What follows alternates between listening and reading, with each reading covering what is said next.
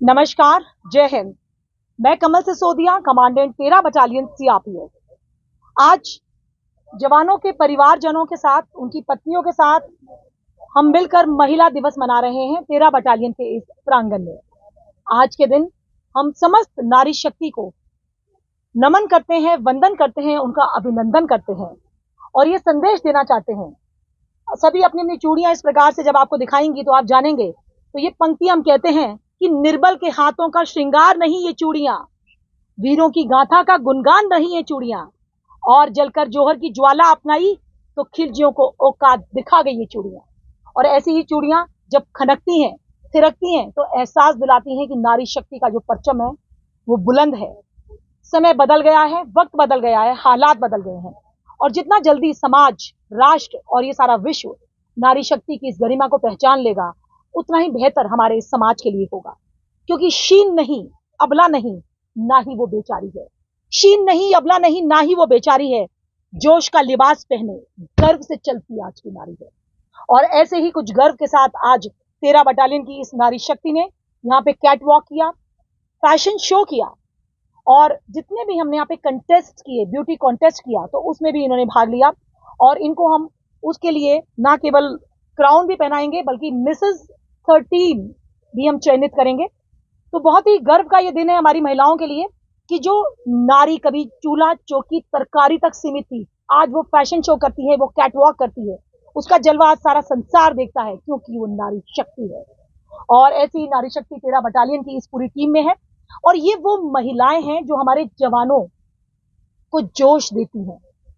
आपने देखा होगा कि एक जवान राष्ट्र की रक्षा करने के लिए सुबह से लेकर रात तक 24 घंटे 24/7 ड्यूटी करता है। कभी कभी आपने यह भी सुना होगा कि वो आत्महत्या भी कर लेता है।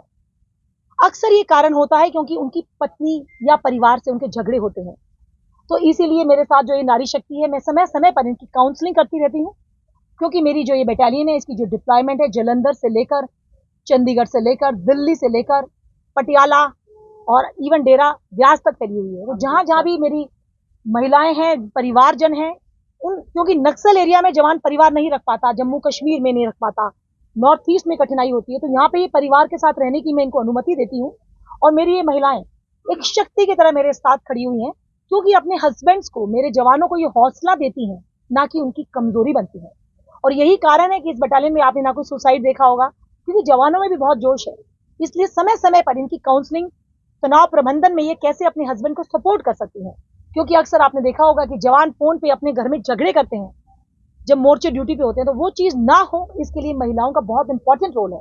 तो आज के दिन हमने महिला दिवस पर एक वर्कशॉप भी रखी है जिसमें कि हम तनाव प्रबंधन में और साथ ही साथ सुसाइड प्रिवेंशन में महिलाओं की जो महत्वपूर्ण भूमिका है उस पर भी मैं इनकी आज काउंसलिंग करूंगी। और सच में लास्ट में मैं ये संदेश देना चाहूंगी, क्योंकि इन सबको देख के मुझे बड़ा गर्व होता है कि मेरे साथ एक ऐसी टीम है जिसे देखकर मुझे हौसला मिलता है, जिसके साथ हम नई बुलंदियों की ओर अग्रसर होंगे। और केवल चंडीगढ़ नहीं, पंजाब नहीं, दिल्ली नहीं, बल्कि पूरे विश्व में, पूरे भारत में सीआरपीएफ की इस नारी शक्ति को हम गुंजायमान करेंगे। ये केवल एक शुरुआत है। लास्ट में इन पंक्तियों के साथ मैं अपने इस वक्तव्य को समाप्त करना चाहूंगी। इसे बेटा बना पालो तो इतिहास छू लेगी, इसे बेटा बना पालो तो इतिहास छू लेगी। करो विश्वास बेटी पर, जी हाँ, करो विश्वास बेटी पर तो ये विश्वास छू लेगी। कभी जीवन में बेटी को नजरअंदाज नहीं करना, कभी जीवन में बेटी को नजरअंदाज नहीं करना। जरा से पंख खोलोगे, जरा से पंख खोलोगे तो ये आकाश छू लेगी, तो ये आकाश छू लेगी। जय हिंद, जय भारत, वंदे मातरम। नमस्कार।